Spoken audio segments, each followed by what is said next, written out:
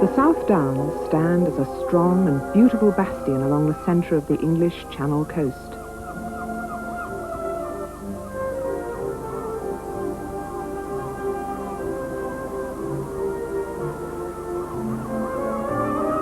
Some of the finest walks in the world are here, some of the most dramatic views, some of the best pubs, some of the most successful farmers.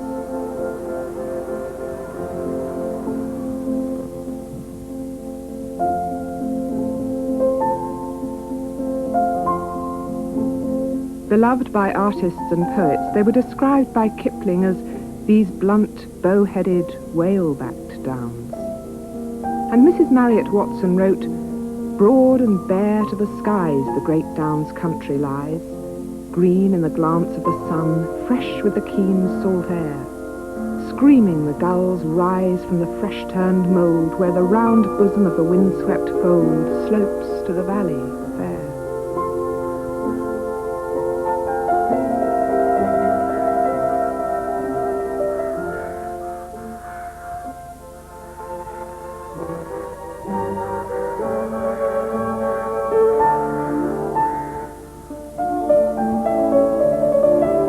Hilaire Belloc had a lifelong passion for these delectable mountains.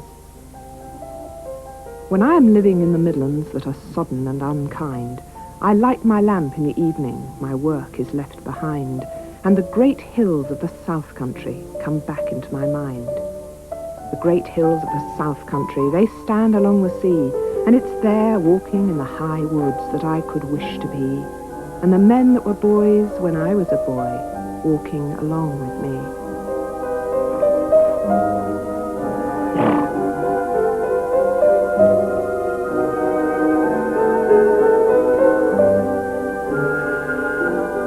Certainly the people of the Downland area are fiercely loyal to the region and echo in their praises the words of the naturalist Gilbert White.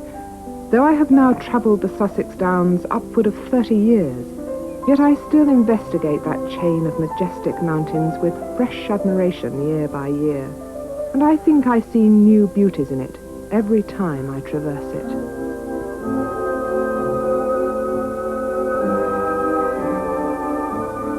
The South Downs have given their name to a special breed of sheep, much favoured on these slopes in the past, but few and far between today.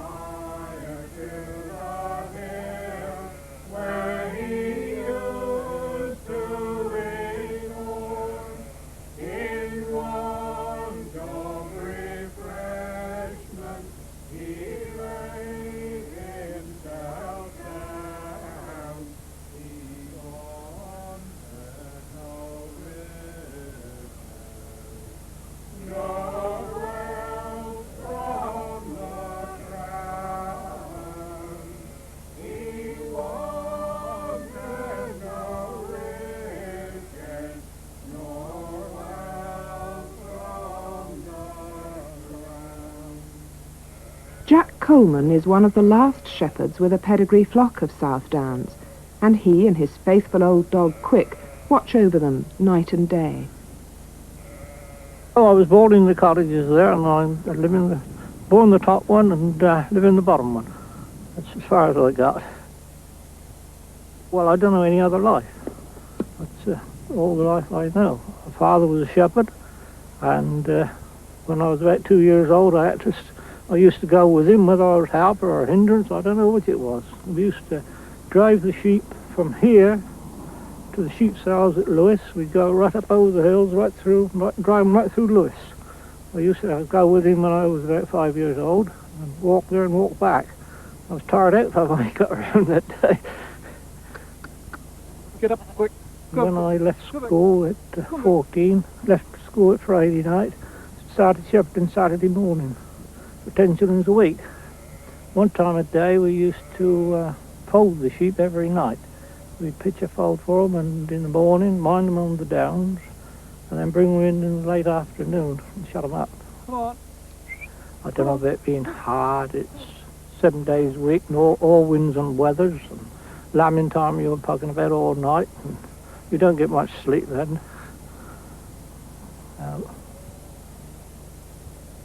The only thing's altered is more ground ploughed up on the downs than what they used to be. Come back. Come back. The downs are all fenced now, where they used to be out. You'd have several flocks of sheep on the hills. We used to put bells on them in the winter time, and then we knew where the next shepherd's sheep were grazing, and so we didn't get mixed up. If you were in a dense fog, you couldn't see, but you could hear his bells. You knew you'd got to keep away from, on your own boundary a bit. I think I'm the last of the South Down shepherds. These hills was covered in South Down sheep, and nothing else up there. No fences, no cattle, just sheep. But they're gone now. Come on.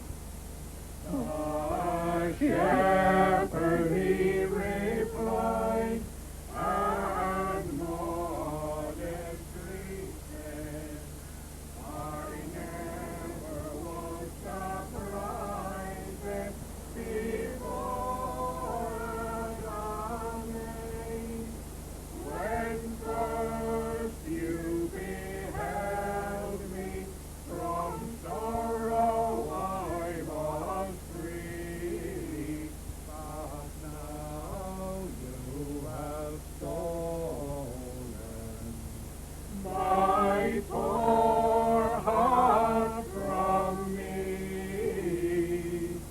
But now you have stolen my poor heart from me. Bob Copper's family can be traced back for generations as farm workers in Rottingdean. Bob has kept books of the old Sussex and Downland songs which go back to his great-grandfather. Today, the family takes pride in keeping these songs alive. I've always loved these old hills, and it goes back, my father and my grandfather, they worked on them. My father was a shepherd boy from the age of 11, and my granddad could beat that. He was a shepherd boy at the age of 9.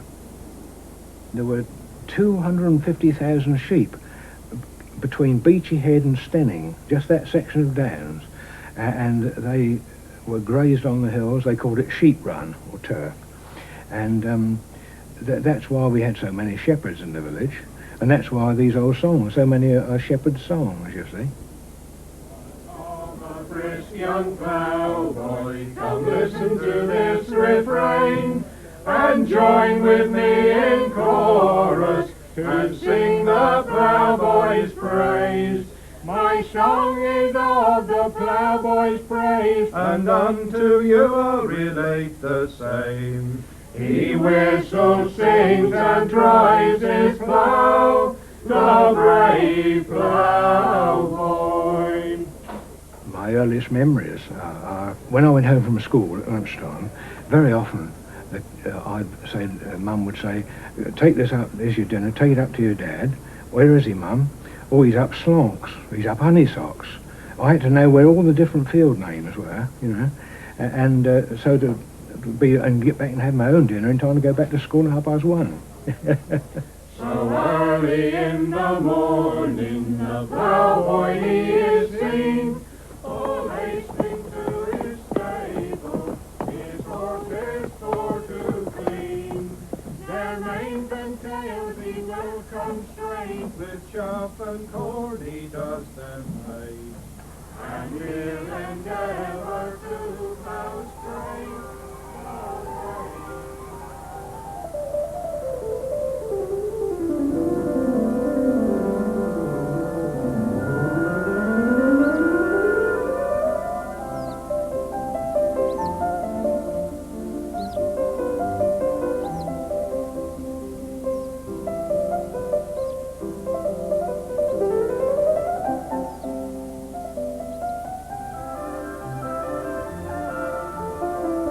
Open downs and open sky, the old skylarks and the cloddy birds, corn buntings if you're posh about it, but they still sing and it's lovely. I love it. And it's such a sense of freedom about those downs. You've got terrific views and the landscapes are marvellous, but the skyscapes are even better.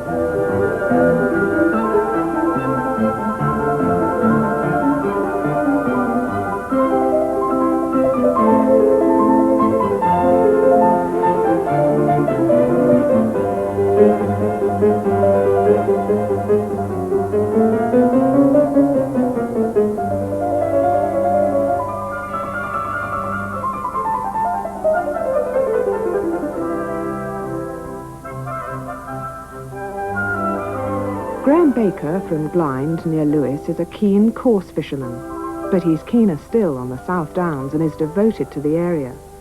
By profession, he's a skilled and talented blacksmith. I've had 5 moves in my life, but I've never been out of distance of Mount Caburn. I've always lived within viewing distance of Mount Caburn. Personally, I think it's one of the most prettiest places there is around.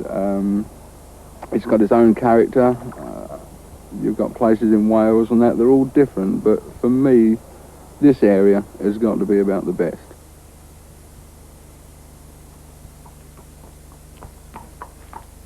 The horseshoe over the door was fitted by the workmen on the estate. I believe it is unique. I don't think there's another forge like it. Majority of the work I do is cold shoeing, and I go virtually all over the place because it's much easier for me to go and do 8 or 9 in one place than what it is for them to bring 8 or 9 to me. The local horses are brought because it's easier just to walk one down the road or just hack it around the corner.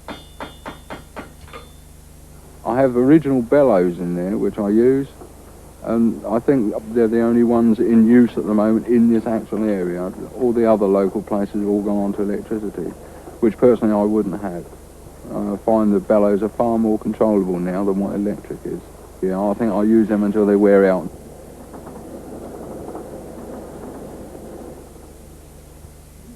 The basics of shoeing horses hasn't changed virtually at all. The older shoes used to be a lot wider than what we use now. I believe as far back as the Romans and Egyptians there is evidence that horses were being shod in those days, and it's not changed since. It's virtually a 7-day-a-week job. I put myself on call because I'm working with the animals, even Sundays, and I'll even work Christmas Day if somebody wants me, because their comfort and everything must come first. You can't leave animals in pain for too long a period if they've got problems with their feet, etc. So you have to sort them out as soon as possible. You have to be a little bit of a psychologist. You have to try and assess what is wrong with the horse and why it's playing up. Sometimes it's nerves, sometimes it's fear. Or sometimes it just doesn't want it done, you know. They're all different. There's, like humans, they've all got their moods. So you can have good days, you can have bad days, and hopefully we get them on the good days.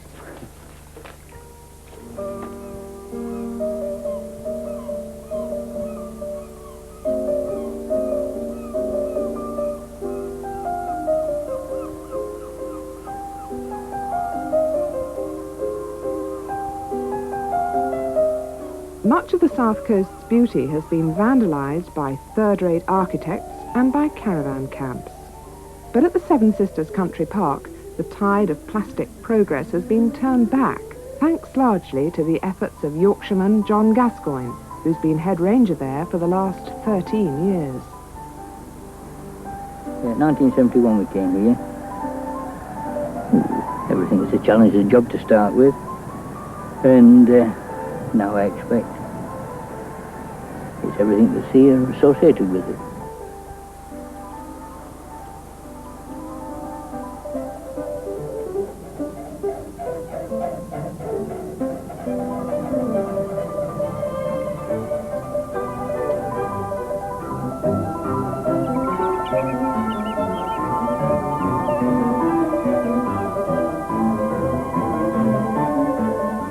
We made that. That used to be all tents when we came here. 700 odd tents on that bit. 90 odd caravans on that when we came here. They've been there for years. We got the pleasure of pulling them off and making it for the birds. Nice lagoon. a good place. Good place. What sort of birds do you get on there? Well, mainly wader birds, of course, obviously, because of the habitat. But these are birds that used to be there. That river was canalised about 150 years ago. So this is really artificially drained. So we had this inspiration of putting that back as it used to be. Well, that's true conservation, isn't it? Recreation of a habitat that used to exist, naturally. And there's not a lot of water in it now. We drain it off at this time of the year to get a more feeding area for birds. And then in the springtime, we flood it up to isolate these islands for nesting. But it's so beautiful. Oh, yeah. Yeah. Better than a lot of caravans, a lot of tents. It depends, of course. I mean, if you were a tenter and a caravanner, you probably thought they were nice. But the tents and caravan have been here for a lot of years, so I think the birds can have the next 50 years. Fair enough.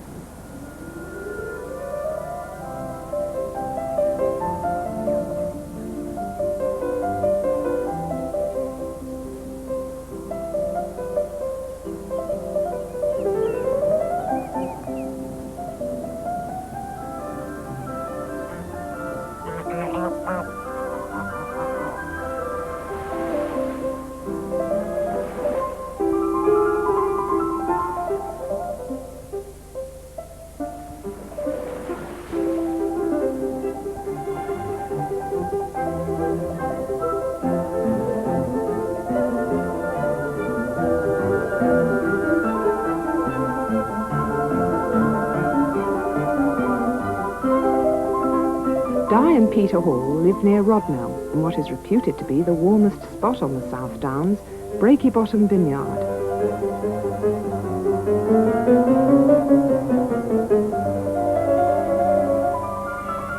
The warmth is one of the reasons for the excellence of their grapes and of the wine which they produce.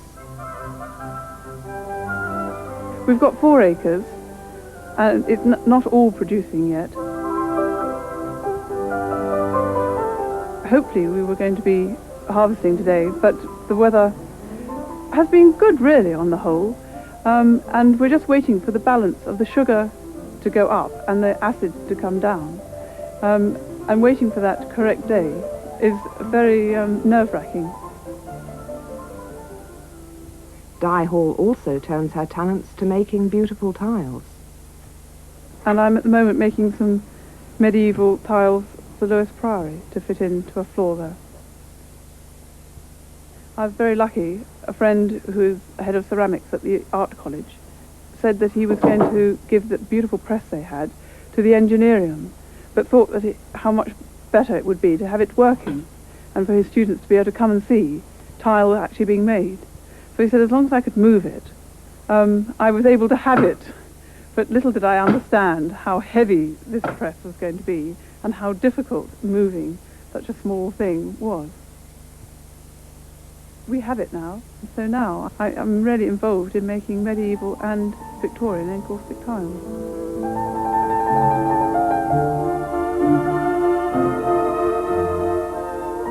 It's the draw of the Downs that keeps me here.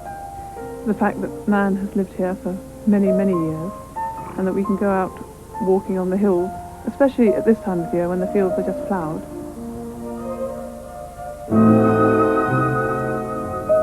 Each day is so dramatic. It's a bit difficult sometimes when you live here to always appreciate how beautiful it is.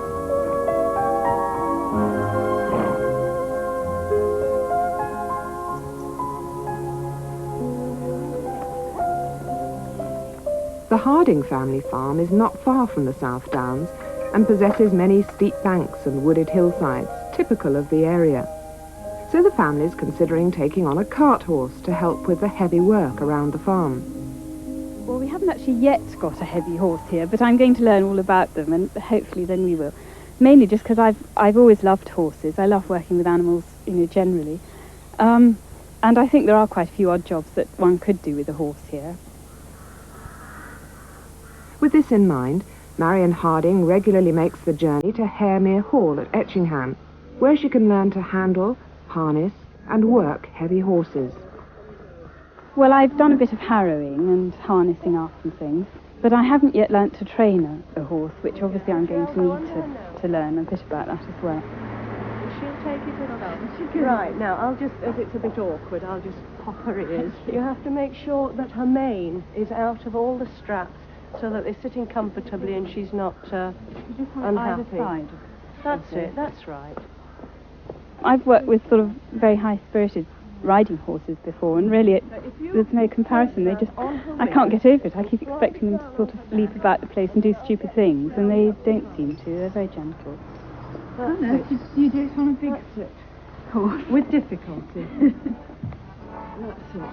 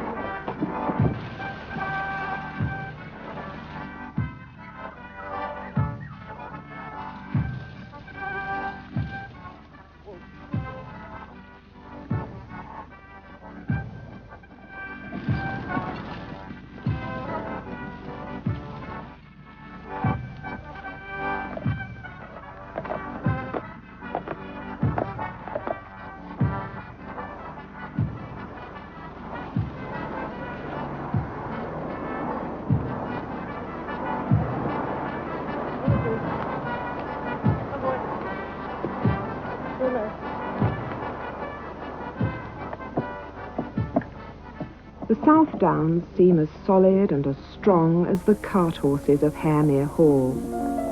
What creative freak of nature so arranged this barrier of curving slopes precariously on the edge of the sea? Such mountains appear nowhere else in the world, and today they stand on guard against the worst that the October wind and weather can throw at them.